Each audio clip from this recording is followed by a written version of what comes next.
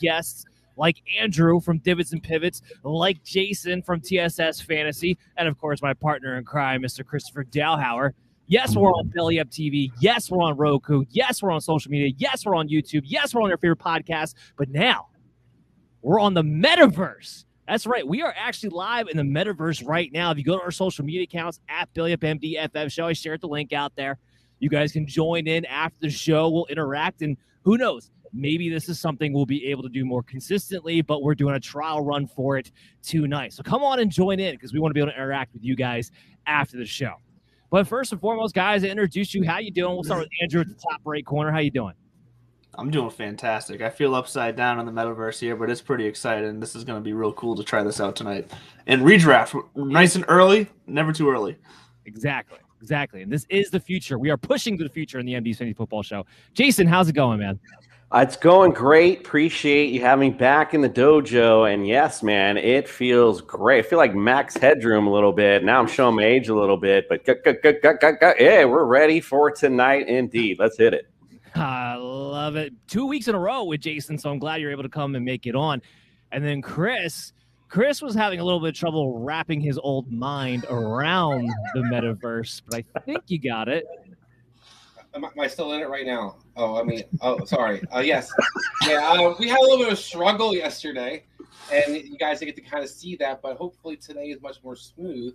But I'm excited about, kind of doing the metaverse and definitely talking about drafting. It's never too early. And I think this is best of the time. There's a lot of great value on the board right now.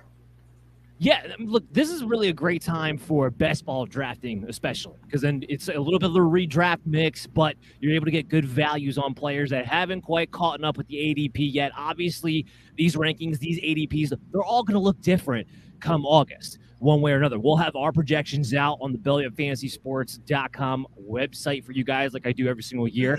I am back at the Fantasy Pros ECR competition, so we'll be having that up to date every single week with you guys as well. So very excited to get all that stuff underway here. I do want to get into it. We are doing a half-point PPR draft. It is going to be 12 rounds, kind of similar to last week, but of course it is a redraft instead of Dynasty.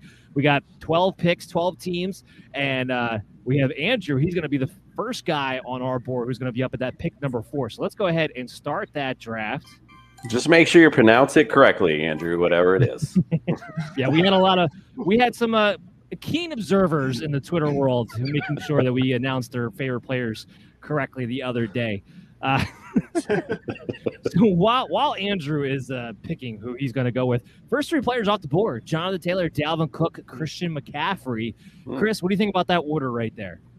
It's Christian McCaffrey. No, yeah, I think yes, definitely think it's definitely an interesting order. Probably of most people's board right now. I think everybody has Jonathan Taylor as that clear number 1. I kind of debate that. I think there might be some usage kind of getting taken away with Naheem Hines becoming more and more with Matt Ryan at that quarterback position. And then you see Christian McCaffrey still, as long as he's healthy, one of the top guys. I think he could be arguably one of those top guys you could have on number 1. So then Andrew, he takes the first receiver off the board with Cooper Kupp at pick number 4. So you went with receiver, you went with Kupp. Do you believe he can repeat? Is he worth the top 5 pick? I think even if he doesn't repeat to the exact extent that he did last year, I think he's still worth the top 5 pick here, considering what I think I can get on the back end for running back depth, still to have a top running back for myself. So you believe there's back end, top end depth? Between these first and second rounds, I do. Okay. We'll see, because I tell you what, after about to get top 10 running backs, all of a sudden everybody starts looking like they're in a platoon after that. I don't know. Gets a little tight. What do you think, Jason? What do you think about his Cooper Kupp pick? I'm not that type of – I've always disagreed with going with receivers. I don't go with the trend. It's always get your meat and potatoes, which is your running backs. And as you mentioned, once you get past that certain point, it's like being in the ocean. You're dropping the hell off. So definitely got to grab – I wouldn't grab Cooper Kupp at that pick, but that's just me. Look, it's even if he declines – right? Even if he regresses to a normal-ish amount or a lesser, a significant less amount from last year, he's still probably the wide receiver one. That's how much of a gap it was. Them adding Allen Robinson, I don't think detracts from Cooper Kupp's ability, nor does it detract from Matthew Stafford's attention. So if there's going to be a receiver, there's two receivers that I have in the first round, and that's Justin Jefferson and that's Cooper Kupp. But I do want to talk about my pick that I went with, and I went with Najee Harris at the at the 106. Now, with Najee, I hate – again, that the Steelers pick Kenny Pickett. And you're going to hear me talk about that all offseason long. That's not going away anytime soon. However, I am really happy about it for Najee's standpoint because guess what? Whether it's Kenny Pickett, whether it's Mitchell Trubisky, this offense, once again this year, is going to flow through Harris. Whether it's through the passing game, through the running game, we're talking about a bell cow workhorse, get every touch, known to man, get every touchdown. These guys are few and far between, and that's why I went with Najee Harris there. I'm not gonna lie, Dan. I was between Kupp and Harris with that first pick at number 4. And I got the better one of it. But I picked him number 1 last week, Dan. I mean, it's spot on. I mean, everything that you said was why I did it. So there we go. Well, and that's why you took him over Jonathan Taylor in our dynasty draft, which is what you're alluding to. And that clip went off like fireworks on TikTok because everybody was loving it so much. Chris, you went with Joe Mixon at the 110. Walk me through that pick. Do you think he can repeat and stay healthy? I think that's going to be the big question. Can Mixon stay healthy 2 years in a row? Yeah, so I just want to say that the Cooper Kupp pick was definitely something that was a smart pick there. One of the most consistent players you can have. I think the key to fantasy is not only having the guys who can score, but guys who consistently score week in, week out. So I think Cooper Kupp is one of the money to bank guys. But I do think Najee Harris' point was also an excellent point. For myself, I went with Joe Mixon. I'm kind of in between worlds where I'll go with a receiver if I think he's an elite receiver, like a monster guy, a guy who's going to be dominant out there. But I'm going to go with a guy, a running back, usually otherwise, kind of like Coop's philosophy. So I think Joe Mixon kind of in that world where he's going to be in a great offense. I think you see an offense that actually improved interior offensive line protection-wise and run blocking-wise. So put those things together with a system that can actually maybe throw the ball a little bit more to him. I think Joe Mixon has the opportunity to be, a RB1, if not a top RB. Well, I'll say this about Joe Mixon. They didn't bring anybody in of consequence that I'm worried about stealing touches away from him. And like you said, the improvement across the offensive line. So those two things do bode well. I am a little bit curious what happened in the second half of last season is what we get all year long, which is Bengals went to a total pass-first approach. And for whatever reason, they still don't allow Mixon to consistently operate in the 2-minute offense and on third down and longs. It was very frustrating at times last year. Ultimately, I think Mixon's a guy that if he stays healthy for 15 games, he's probably finishing the top 10 of running backs. Yeah, no, actually, I think, again, I mean, I was a big Joe Mixon hater for quite a while, but he shut me up last year. I mean, really was a healthy body for once. And in that Bengals offense, even though they're pass heavy, that's what, of course, the defenses are ready for. It opens up the lanes for Joe Mixon. But like you mentioned, maybe the third downs and that stuff is trying to keep him healthy. So maybe that's something that fast forwards to this year as well. Well, the other thing I was going to comment real quick is they were talking a lot about last year and kind of his usage and early on. They were trying to save him to a degree from getting hurt because this guy is not getting any kind of holes. He was one of the number one running backs hit in the backfield, broke the most tackles in the backfield, but one of the top guys getting hit in the backfield. So I think the offensive improvement will help him significantly. Oh, I find this very intriguing. So Commish Coop, he's got the 12 and then the 2-1 back-to-back picks there in the snake drafts. He goes Nick Chubb. That's not a surprise. But Javonte Williams, a guy who probably would have been in the top 5 in redraft leagues had Melvin Gordon not returned to Denver. So why are you so confident in him with your first pick in the second round? So we're going back to what I mentioned earlier is I'm going for the horses for my team for this season. So, of course, I want to ride with Chubb. I always go with consistency. Nick Chubb, I mean, consistently has done it. Doesn't matter if Kareem's there or not. Now you got Deshaun Watson. Even if, like, Deshaun doesn't play for, let's say, they suspend him for 6 games, even better. They're going to lean on him even more. And then once Deshaun gets there, it opens up the offense. So that's the Nick Chubb. Javonte Williams, look at who else is there. Alvin Kamara's got issues outside of football. We're not really sure what's up with we got an O on there. Not really sure what's going on with that. And Swift is there. And Swift's got a lot of questions with his injury history. I don't know if he can consistently go throughout the season, although he is money when he's in. And then other than that, maybe Saquon Barkley, I could take a run with him. But all those guys, to me, I think Javonte Williams, he stands out with Russell Wilson, big offensive line, consistent, catches the ball in the backfield. He's the guy I rode with, and plus he's a little younger, a little bit more safe on the wear and tear. Well, Commissioner, that was the reason why I pointed out to Andrew earlier when he was talking about taking Cooper Kupp there over the running backs. I think once you get to the end of the first round this year, those running backs are in a tier, and then there's a huge gap after that because everybody just talked about, you nailed on the head. They all have serious question marks, and if you're going to invest this high, this is where you can't win the championship at the draft, but you can lose it, and that's where these guys are potential potholes. So let's see.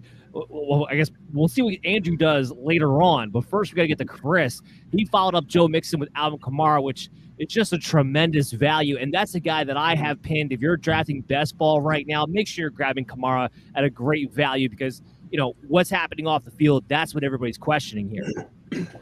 Yeah, that's pretty obvious. And I think for myself, I even surprised myself that I was taking Alvin Kamara with Joe Mixon. I didn't realize he was still on the board because I assumed that people would take him.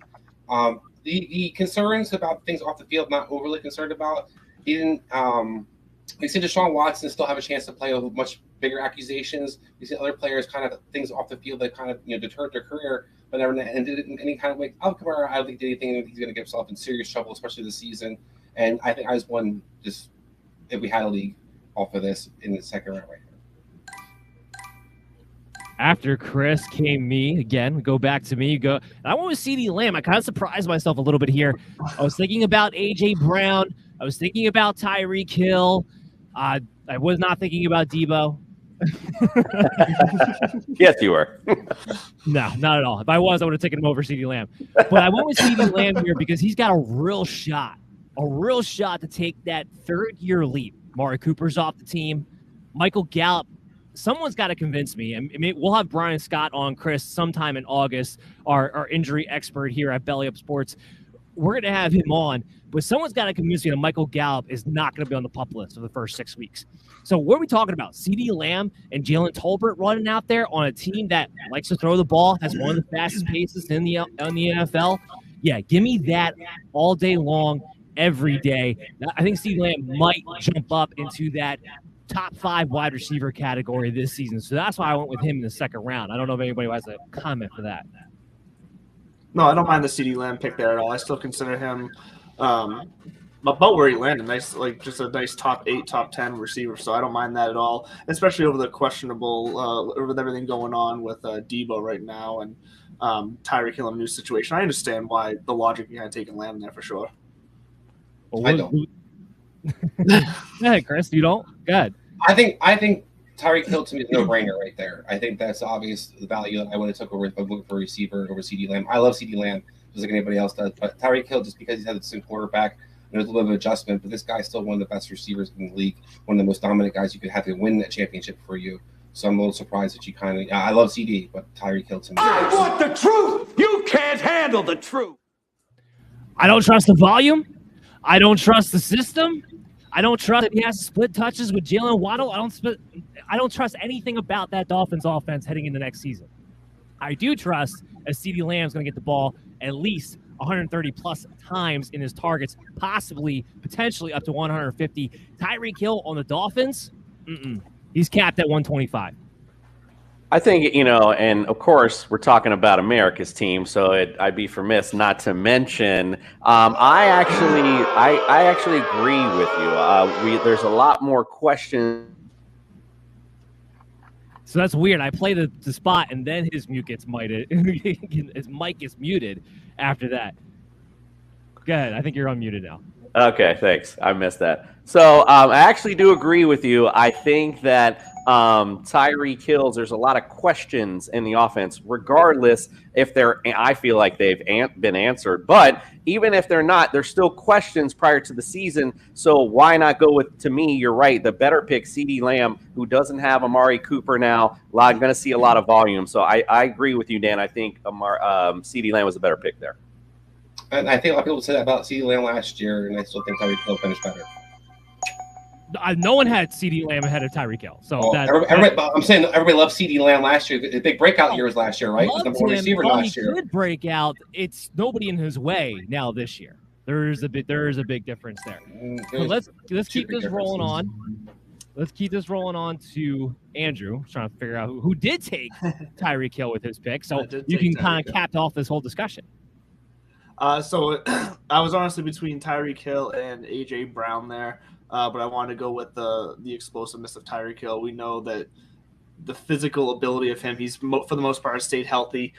He's still going to bring that part of his game to Miami. So as long as Tua can get him the ball and a little bit of open space, I still believe that he's going to be able to make some stuff happen out there to bring in the fantasy points. AJ Brown's still going to have to rely on Jalen Hurts quite a bit to get him the ball into some into some contested options.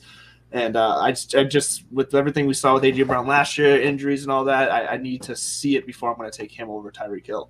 I just want to make sure your listeners and all of our listeners know that Andrew is a Patriots fan. So, sir, your Patriots fan card, is directly in said pocket.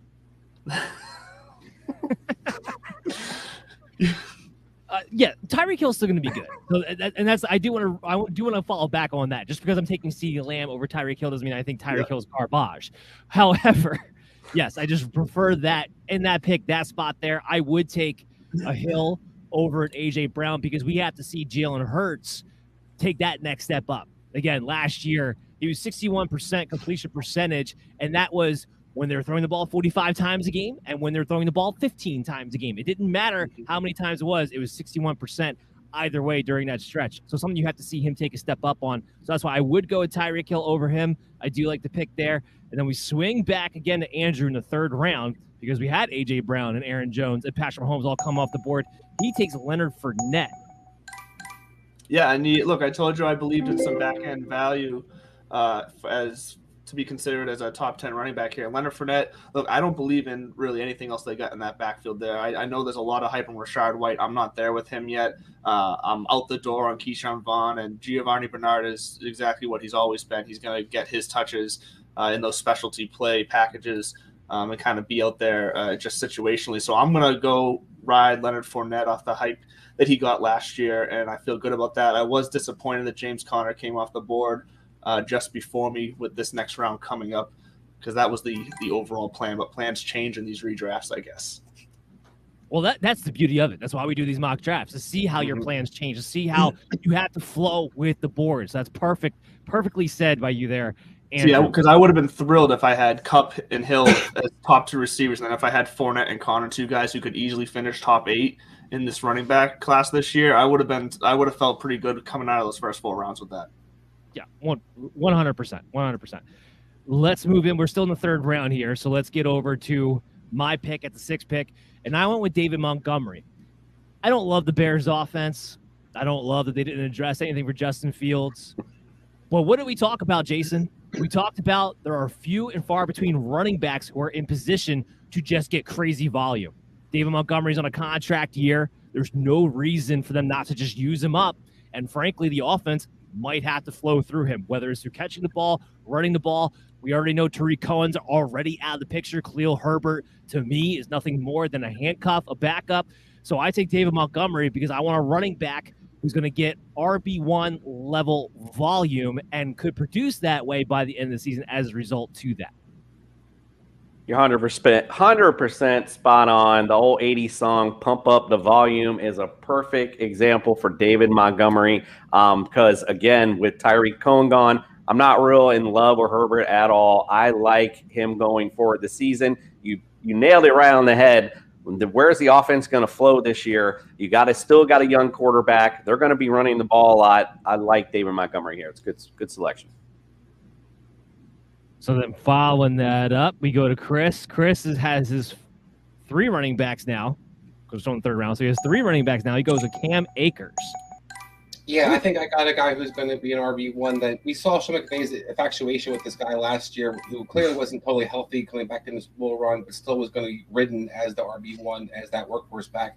Had the whole offseason to get back, get recovered, had that kind of acknowledged himself that he didn't feel like he was himself last year, kind of, and has that little bit of chip on his shoulder. I think Cam Akers is going to come back hungry, no extra, kind of wear and tear on his body last year at all. So I think he comes out fresh. The Rams offense, I think, is just explosive, if not even more explosive this year. So I think all those things add up for a third-round guy that I think is going to be a great flex option for me, or RB2.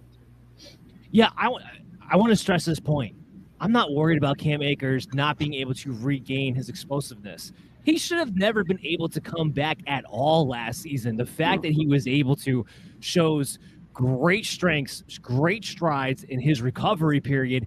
Now he gets this entire offseason to get back up to being explosive. This is going to be one of the fastest recovered Achilles we've ever seen. I'm not worried about it. Love him in a great offense. Sony Michel out of the picture. I'm not worried about the Williams kid that they drafted as far as anybody on that roster right now stealing touches away. I'm not. Cam Akers in a position on a really good offense to get a lot of volume too. So I love it. And you've seen the speed when he did come back too, Chris. I just want to point that out. Even when he did come back so quickly, I was impressed with his speed. Like, you could see the explosion. So like you said, got a whole offseason to train. Yeah, I love Cam Akers this year.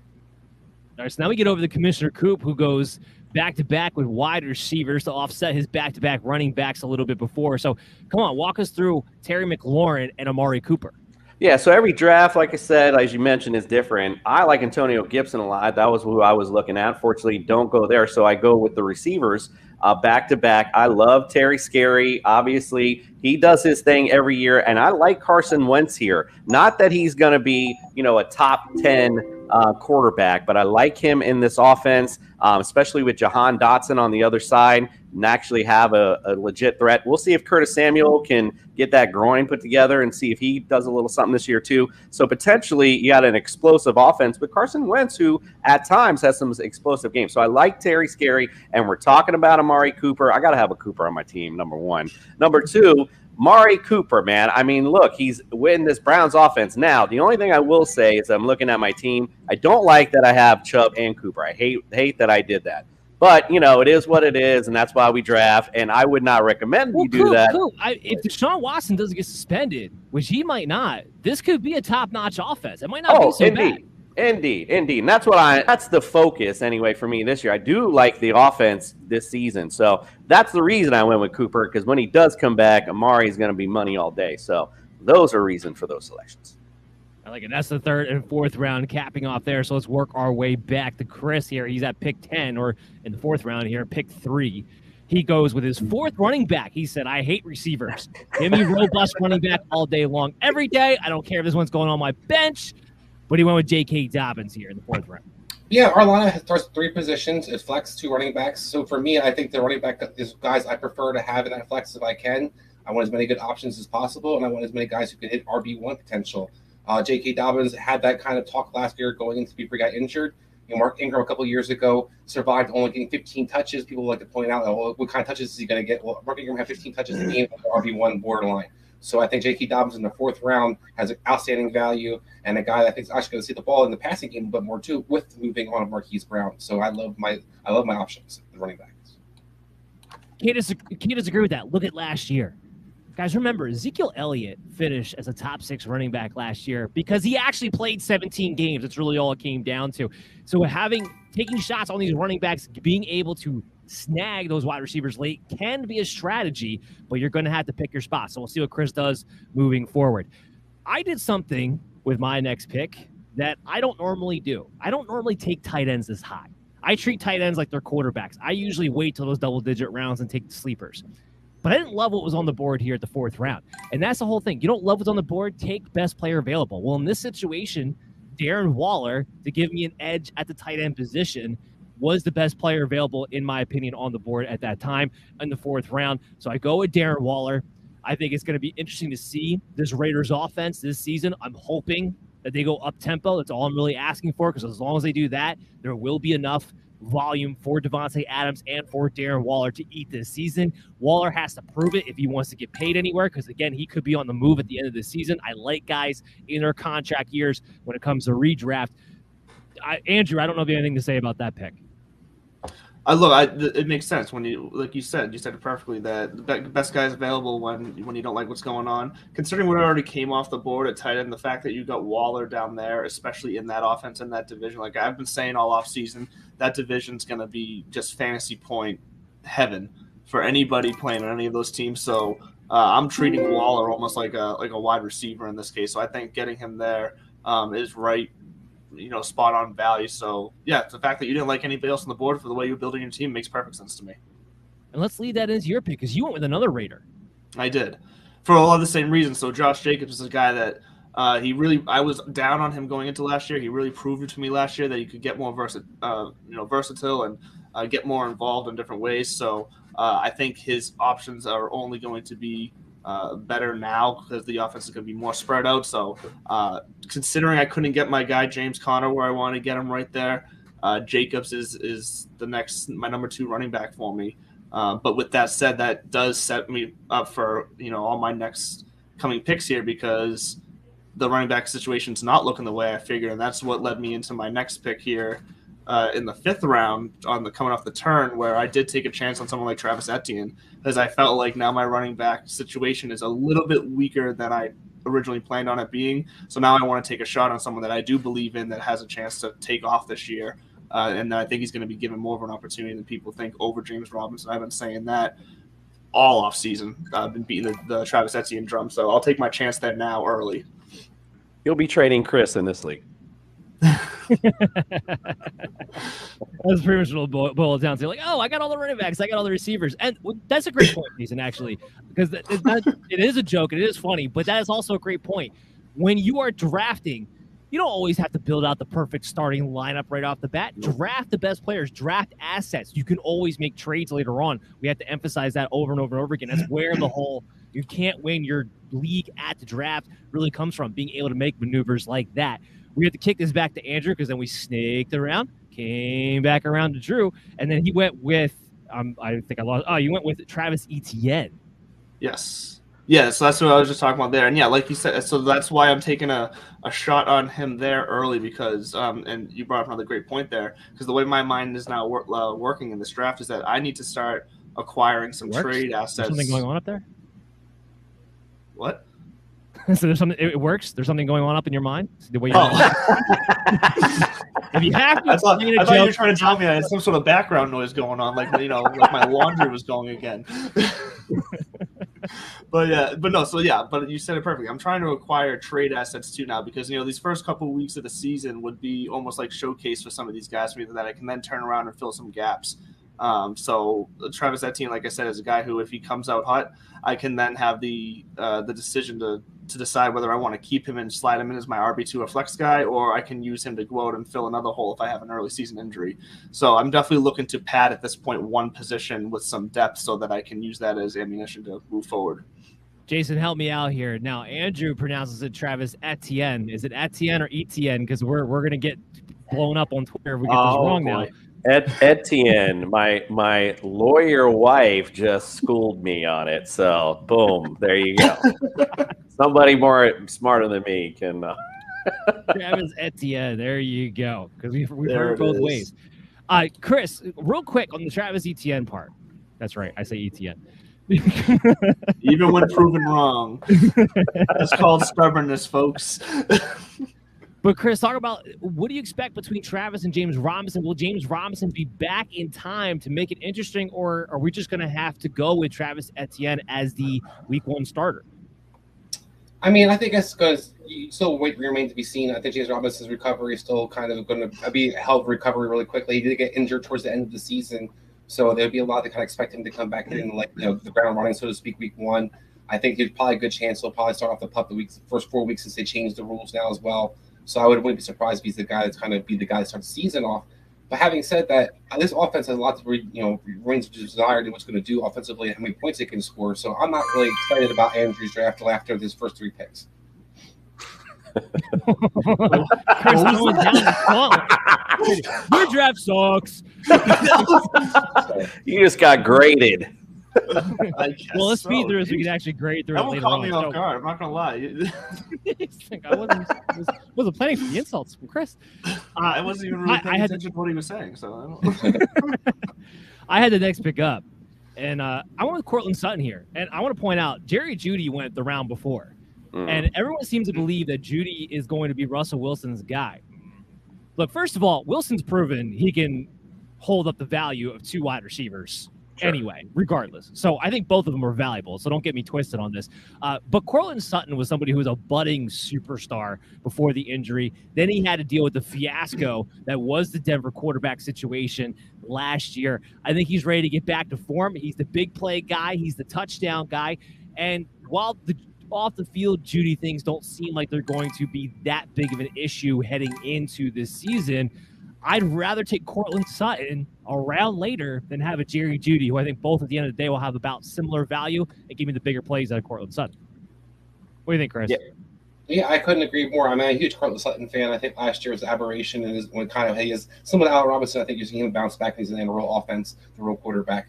I think this year, you see with Russell Wilson in particular, is a guy who has an affinity for big targets in the red zone particularly. But we know who David Moore is because of him. We know who Fred Sween is. There's lots of guys who are in the NFL in sense from the receiver position where Seattle's basically rolling out 6'4" guys to throw out there for Russell Wilson and throw up the ball to. DK had a great connection with him. Cortland Sutton's better than all these guys when it comes to what he can do with the ball in his hands and how he can run routes. So I think this is a marriage made in heaven and a great pick.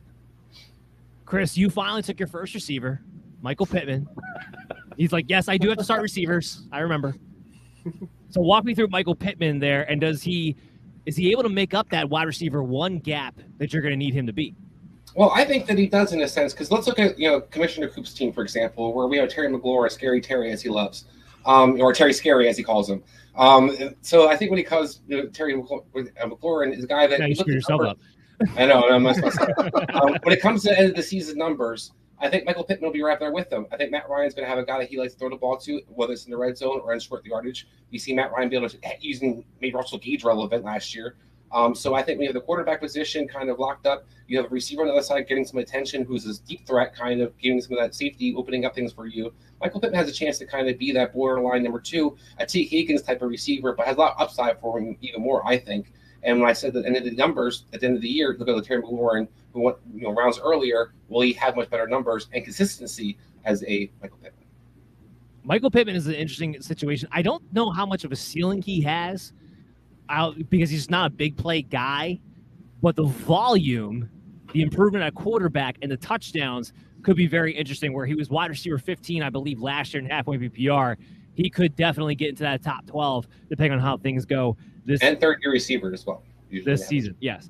And then we go to Commissioner Coop goes with T.J. Hockenson with his 5th round pick. So walk us through that selection. Yeah, I mean, I like the volume of TJ. Questionable with his injuries, but I mean, I like him in this offense. He's been a big play guy before. I was getting low on the tight ends. I mean, Dalton Schultz was there too. I like him a lot this year too. Just wanted to pay homage to TJ Hockenson because I liked his prospects last year, and the injury kind of thwarted him for what he could have. But my next pick, I wanted to really get into that real quick. Get into that after we come back from the break. My bad. My bad. We're going to hit a break real quick. We'll come back right Let's after listen that. to you talk. Let's listen to you talk about balls. And then we'll be good there. Yes. Summer is coming, the sun is shining, shirts are off, and your balls are smooth. You heard that right. Your friends at Manscaped are here to make sure your beach balls are as smooth as Floridian sand. In summer, you want to kill some cold beers and barbecues, not kill the vibe with pubes peeking out of your swim trunks. That's why Manscaped has their Performance Package 4.0 to keep the party in your pants looking crisp and refreshing all summer long. Dive head first into the summer by joining the 4 million men worldwide who trust Manscaped, and get ready for hot guy summer by going to manscaped.com for 20% off and free shipping with the promo code BELLYUPFANTASY. The Manscaped Performance Package 4.0 has everything you need to prepare for that summer bod. Inside this package, package, you'll find their Lawnmower 4.0 trimmer, Weed Whacker ear and nose hair trimmer, Crop Preserver ball deodorant, Crop Reviver toner, and Performance Boxer briefs with a travel bag to hold all your goodies. Want to take your grooming to games even further? Take a look at Manscaped Shears 2.0, a package that has everything you need to look pristine.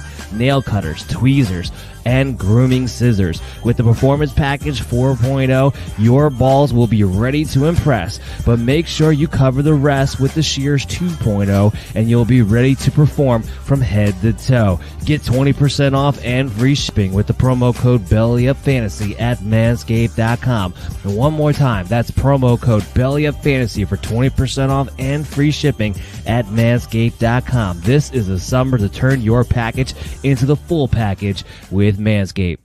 You're listening to the MD's Fantasy Football Show. Welcome back, MD Nation, to the show. You're watching the MD's Fantasy Football Show live on BellyUp.tv on Roku.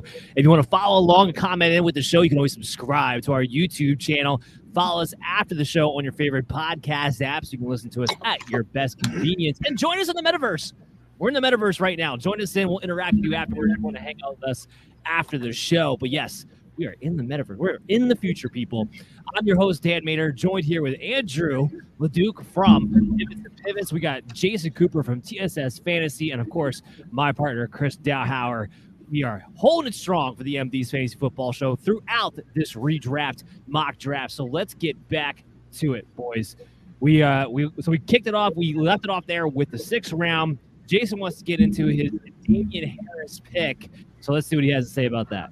Yeah, so, I mean, I'd be remiss to say there's no Patriots running back that I'd ever really want, but this guy has proven to be like the bell cow for Bill Belichick when he's healthy. So I like Damian Harris. I like him in the offense because, look, Mac Brown is not going to light up the world. I'm sorry, Andrew. I know you're the last in the AFC East, my friend.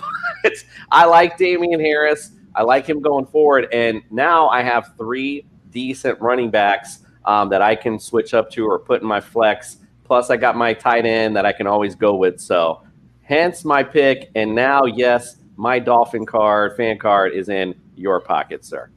Who's Mac Brown? Oh, my. Good call, bro. Good call. I'm going to get called on that later. Sue him. I figured you might, so I'd bring it up now. Drew, do you have a comment for his pick there in the 6th round? Look, if you're gonna pick one of the Patriots running backs, he's definitely the one to go for. Considering what's on the board for running backs, I think it makes sense to take Harris there. With everyone that's there now, he's probably going to get the most consistent touches, in my opinion, as well. So, considering I also don't like the Chubb pick, I think it makes sense that Coop needs a little depth here. Don't like Hold that on. Chubb. I want the truth. You can't handle the truth. Go ahead, rebuttal quickly. Chubb just doesn't catch the ball enough in today's NFL with the Kareem Hunt behind him to withstand being a showcase running back that he needs to be going in the 1st round over a guy that's younger in Javonte Williams, who is breaking more tackles, who is coming in with an older running back behind him and Melvin Gordon. So I believe more in Javonte Williams. I know he got both of them, but I would not have been taking Chubb there at all with either one of those picks, in my opinion. Chubb's finished an RB1 the past 2 seasons, even with Kareem Hunt. So I don't know if I agree with that with you, Drew. But with Deshaun Watson's playing style, I think it's going to change a lot if he plays. How does Nick Chubb not catch the ball? What are you talking about? Like, what? He catches the ball, but I think he's going to need to catch it more with Watson at quarterback. Well, here's what I'm going to say. Damian Harris, I'm not touching a Patriots running back. I'm not touching a Dolphins running back. I don't care what round it is, how good the value is. So I'm not a fan of Damian Harris there in the 6th round. But we'll move on to Chris's pick, who he went with Marquise Brown there in the 6th round. Yeah, not related to Matt Brown. A different guy, the receiver for the Arizona Cardinals. Now, Marquise Brown, I think, has a chance to kind of fill in the clear number 1 role with Hopkins out the first 6 weeks and maybe even more. I think that you look what this guy can do. I think is a great fit for him, particularly with the explosiveness down the field. Kyle lets throw the ball down the field. His offense can get in one-on-one coverage. You're going to see him be, I think, a guy who's going to be moved around, but primarily on the outside is the big play threat. So I think Marquise Brown is going to be that guy where we've been wait for him to kind of boom. He finally has the opportunity to do in Arizona. And for me, I'm going for a home run at this year too. We fast forward on to me. I took Elijah Mitchell. I missed what Jason was doing there on screen. I showed Mac Brown, the coach. I took Elijah Mitchell in the 6th round. Now, I don't feel great about this pick, but it was one of those situations where I want to get some running back depth, and I want guys that, if you can pick out the right one in the 49ers system, it's a valuable guy. Do I think he's going to play 17 games? No, I don't. That's why he's my 3rd running back in this draft here. I think he's the perfect kind of flex guy to be able to put in there when he is healthy. They've already shown he will get the majority of the work when he is out there, or when he's healthy, I should say. So from that standpoint, this is the first time in a couple of years that we have a pretty good idea of who should be getting the high volume of work in the 49ers backfield. So it's a good value for Elijah Mitchell there at the 6th round. We move forward to Andrew, who took Treylon Burks. That's an interesting pick there in the 6th. Yeah, so like I was saying with Etienne in Jacksonville there, when it comes to this area of the draft now, I'm looking for some high risk, high reward players, because I know I'm going to have some safer picks for both the tight end and the quarterback position coming up in the next few rounds. And later on in the draft, I'm just looking for some high reward, low risk guys. So someone like Treylon Burks, who I think could have a shot to, by the end of the year, take over that number 1 receiver role from a guy like Robert Woods, who, 1, we'll see if he can stay healthy, and 2, I think the playing style it might lead towards Burks being the number 1 there. I'm going to take a chance with him as my wide receiver 3. And then to be able to, honestly, I felt good about that pick and taking that risk there, because I knew I was going to be able to get Elijah Moore with this next pick, who I think is going to be, just outside that wide receiver 1 talk. So it's more likely that even though I took Burks first, Elijah Moore is probably going to start the season as my wide receiver 3. Okay. Elijah Moore is interesting because Garrett Wilson went right after your Elijah Moore pick. And I definitely don't think both of them deserve to be in the 7th round. I think it's going to be one or the other as far as who gets featured in this offense this season. It remains to be seen which one it's going to be, but let's not also forget that Corey Davis is there. So Andrew's shooting his shot with Elijah Moore. Why'd you like Elijah Moore more than Garrett Wilson real quick? For that one, it was a strictly eye test. Watching him play last year, how comfortable he looked playing in the NFL against NFL defenders, how comfortable he looked with Zach Wilson when Zach Wilson was healthy. I think there's something to be said. Sure, Garrett Wilson can show up, fit right in, do the same thing that Elijah Moore did last year, and stay healthy and be better than Elijah Moore. But in that situation right there, I'm going to take the chance that Elijah Moore is going to have some carryover chemistry, and I like how athletic he looked moving on the field. Okay. We fast forward to my pick in the 7th round. I went with Cordero Patterson. Now, one thing I like about Cordero Patterson, this might depend on what platform you're playing. You can play him at running back or you can play him at wide receiver. So talk about the ultimate switchblade you can have right there. I like that they drafted Tyler Algier. I like that they drafted Drake London. They have a few more weapons than they did last season, but they brought back Cordero Patterson on a new contract. I don't think there's someone going to stop using him. So for a guy who's going to maybe get 5 targets a game with 8 to 10 carries, somewhere in that nature, totaling about 13 to 15 touches. Guess what? No matter what position you play, that's probably either at the very least an RB2 or a wide receiver 2 or a mixture of both. And that's why I love Cordero Patterson. I can play him at either position that I need him at, and I know the touches ultimately are going to be there, especially in half-point PPR. We move over to Chris. He takes Drake London. So we take our second rookie wide receiver off the board here. Walk me through Drake London with the 7th round pick. What do you like about him heading in with Atlanta this season? I just want to say real quick to the Cordell Patterson thing, that's an absolute steal. This is the guy that many of you guys should have already taken, Andrew. But anyway, so I think that when we look at some of the shots fired. I need a shots fired drop. Well, I'm sorry, because I think Cordell Patterson is getting forgotten about. This guy is, like you talked about, a Swiss Army knife, and year in, year out fantasy, we're looking to find some guy that's, a glorified catcher out of the backfield. So Lavesco Chenault, for example, is a guy I'll throw out there as a name. People love the way he's going to do. Cordell Patterson actually does it and has been doing it for a while, and with a guy that's going to be one of the more effective offensive pieces they have for them. So we look at the fit for him. This is a guy you talked about to get the ball out of the backfield and catch the ball, run the ball. Depot was fantastic last year in this role. So Cordell Patterson is the guy that can be a winner, I think, for a lot of teams in the league this year. Well, thank you. Except for you're not winning this year because my team's loaded. So go ahead. Debatable, but walk me through the Drake London pick. My team's loaded. Change my mind. Well, I think Drake London is one of those guys, number one receiver off the board in this draft. So we talk about draft capital and a lot of other shows. A guy, obviously, Atlanta has priority for a guy who can line up outside and inside 6'5", so you can use him in the red zone. You can use him inside. Pairs with Kyle Pitts works really well. Atlanta's defense is still crap. So you put all the things together. I think that we've seen A.J. Brown, we talked about earlier, and Traylon Burks, they can do with their roles. Arthur Smith's got created that role. Guess what? He's got a new toy in Drake London. Let's see how it works. You're not worried about Marcus Mariota?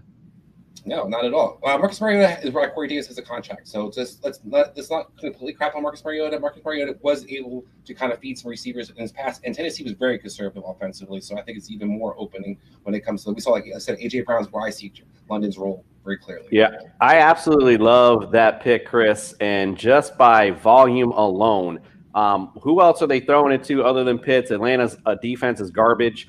Period, point blank. There's a lot of volume coming Drake London's way. So I think it's a great pick, by the way. Love it. Well, Jason, walk us through your picks because you went Aaron Rodgers and you went Chris Olave. I did. Unfortunately, again, and we talked about how these drafts go, and I was counting on my boy Jalen Hurts to fall, but of course he goes the pick right prior to me. So now I'm sitting there like, where do I go? I mean, come on, it's Aaron Rodgers. How do you not like having Aaron Rodgers, even just on your team anyway? It's just fun to have on. I love Aaron Rodgers. And, again, they're going to supposedly start leaning a little more on the run. We'll see. Again, it's still Aaron Rodgers. So I still like him going forward this season. Say again, sir? Who are they throwing the ball to? What do you mean we'll see? That's true, too. But, again, it's still Aaron Rodgers. He's proven over the years that he can make mountains out of molehills. I like him regardless. I mean, I could go out there and get at least 600 yards. So I think he'll be all right. And then Chris Olave on the back end. I mean, we're going just talking about Jameis Winston. We don't know the situation with Michael Thomas. I like Chris Olave going forward because he may end up being the number one if Michael Thomas' situation. We don't even know what the heck's going on with him. So we'll see. But even if he is the said number two, Jameis Winston likes to throw the ball down the field. Maybe they start Sean Payton to kind of hold him in a little bit. So maybe we'll see the Jameis of old flinging the ball down the field. And real quick, I just want to say Cordell Patterson, great steal. I missed him. You're right, Chris, that he is money when it matters. I do like him this year. And I wanted to comment, I love how Dan talked trash on the Dolphins backfield, the Patriots backfield. Then he selects a Niner and then goes right past it real quick. All right, Thank you. It's my show. I do what I want. I don't need your poo-pooing. You walked it, so I do love the Olave pick that you made there, Chris. I'm going to pause the draft so you could talk about Tom Brady for us real quick because that's who you went with in the 8th round. Yeah, so Coop was talking about with the Aaron Rodgers. Tom Brady became fantasy relevant again when he left New England because he has more weapons. And when you have weapons and you're a good quarterback, that usually helps you become a top fantasy producer. So Aaron Rodgers, well, I think he still got it. Tom Brady still has it too, but he's better when he has better talent around him. So I'm going with the guy who has talent and the guy who has been a top 5 quarterback the last 2 years. And I don't know why that's all of a sudden going to change. Chris, you can make a case for yourself without without pooping on everyone else's team. Sorry, I just want to point that out. We can say shit on this team. Oh, we can? Okay, I didn't know. I know, Dan, it's a metaphor. We're in the metaphor, so it's okay. It's not real. Dan likes it professional, though. I don't want to mess it up. That's all. No. That's okay. Shit, ass. Just we try to stay away from the F-bombs if at all possible. Is that what you were just calling this team? I got a new name for my fantasy roster. Chris, I agree with the Tom Brady pick there at eighth round. We fast forward to my pick. I screwed this one up. I didn't actually want to go this route. I wanted to go Gabriel Davis. I accidentally selected Rashad Bateman. I would have been between the two anyway, so I'm not mad about the pick, but I would have went Gabriel Davis here had I not misclicked that. But with Rashad Bateman, Marquise Brown's gone. We know Mark Andrews is going to be the man, but hey, Brown had 140 targets last year. I mean, there's a lot of targets on the table for Rashad Bateman, who I know I was big and high on as a rookie coming out to be that wide receiver one for the Baltimore Ravens this season, a season in which Lamar Jackson's trying to get that contract. Whether he gets it before or after this year remains to be seen. But I like the upside that Rashad Bateman can really bring to the table, especially from a volume standpoint. So that's why I wanted that pick. And the fact that I got him in the 8th round makes me feel all warm and fuzzy inside. Well, let's go with Andrew, who went with Russell Wilson in the 8th round pick. I like that pick too. The question I have for you, Andrew, can Russell Wilson actually put it together for 17 games? Because that has been his Achilles heel. He either has a fast start and a bottom out in the rest of the season, or he has a slow start and he goes skyrocket the rest of the season. But he has not been able to put it together an entire season from his consistency standpoint. Does he do that going to Denver? I think he has the chance to do that because I think he's going to have that new place, new attitude kind of swagger about him this year.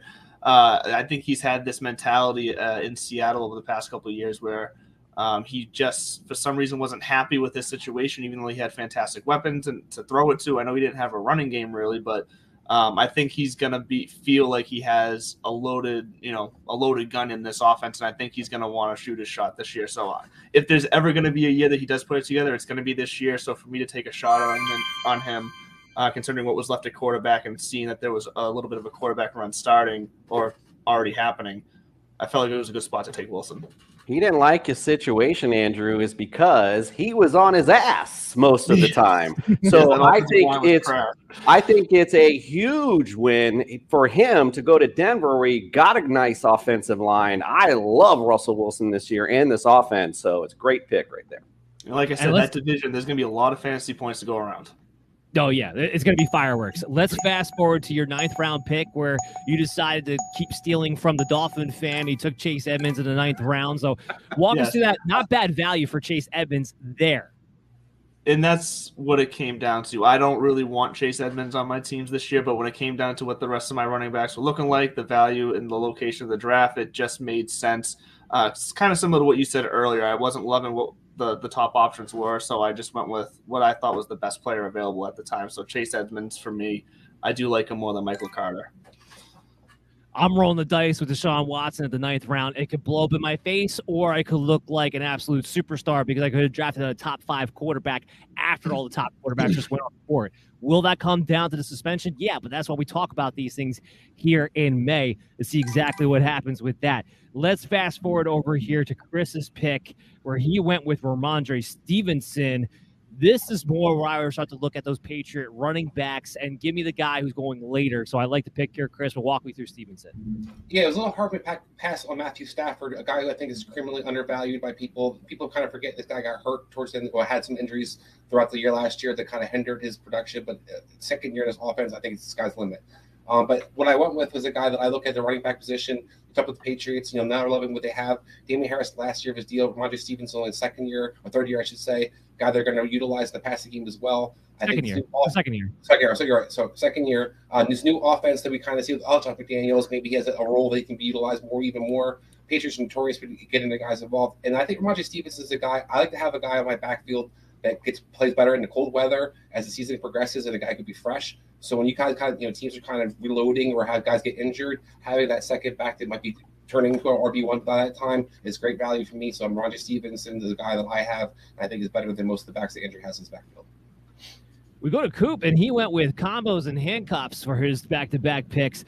Melvin Gordon to handcuff Javonte Williams there, and Christian Watson to pair up with Aaron Rodgers. I like those picks there. Walk us through it. Yeah, well, the handcuff, you mentioned it. Let's just say the number 2-3 handcuff to have is Melvin Gordon. I mean, if you go through the league, obviously Kareem Hunt will probably be your number 1. Maybe you could make a case for someone else, but Melvin Gordon to me at least is number 2. Look what they did last year with these two guys. They basically almost split 50-50 with these guys. Not to say the workload might change, but injuries do happen. Might as well have that handcuff to be in place for either one. And then you asked a question, and I answered it. Who is Aaron Rodgers throwing it to? I just got him. So there we go. I at least got the combo if I need to and if I want to play that combo out if he ends up being a big star with Aaron. That one hurt me, Coop, because you reached in the same round I was going to reach for him a little bit. You got him before me. So you guys both have Al Lazard on your team. I know. Yeah, I'm not expecting a big Alan Lazard type season this season, but we could be wrong. Who knows? Well, Chris, what about your pick of Cole Kmet there? Yeah, so the tight end is a little bit barren, but I think one upside guy to talk about an offense that's pretty featured. Talk about David Montgomery, why he was going to be effective. I think the other person to throw the ball to, other than Darnell Mooney, is going to be Clement. Quarterback's best friend usually is a good tight end. Justin Fields has very few options, so I think Clement has a good chance to kind of have a little breakout year. Clement. Who's Clement? I don't know who Clement is. Who's Clement? I just threw his name out there. You guys can Twitter him. So Clement. So I think it's a guy that has upside, and I think he's a better offense. I want to have a rotational option. Over Gesicki, bro. You're trying to tell me why Tyreek Hill and Jalen Waddle can't coexist, but then I was supposed to take Mike Gesicki over a guy who's clearly number 2 receiver in this offense. And not a very high flying one, though. We will say that. No, we got to go rapid fire here. Hold on. So let's go to my pick here at Russell Gage at the 10th pick. And we don't know when Godwin's coming back. He got hurt towards the end of last season. It came out later on. It wasn't just an ACL. It was an ACL and an MCL. So now it's hard-pressed to imagine Chris Godwin playing in the first month, maybe even 2 of the season. They signed Russell Gage to kind of come in and play that Antonio Brown role as it is anyway, as a slot receiver for the most part. So I trust Chris when he says Tom Brady still has it in him. I believe him. I'm taking Russell Gage because somebody else besides Mike Evans is going to have to get in on that volume. And we're talking about the 10th round here in half point PPR. Give me the guy who's got the volume. Well, let's move on to Drew. He went with Hunter. What, Chris?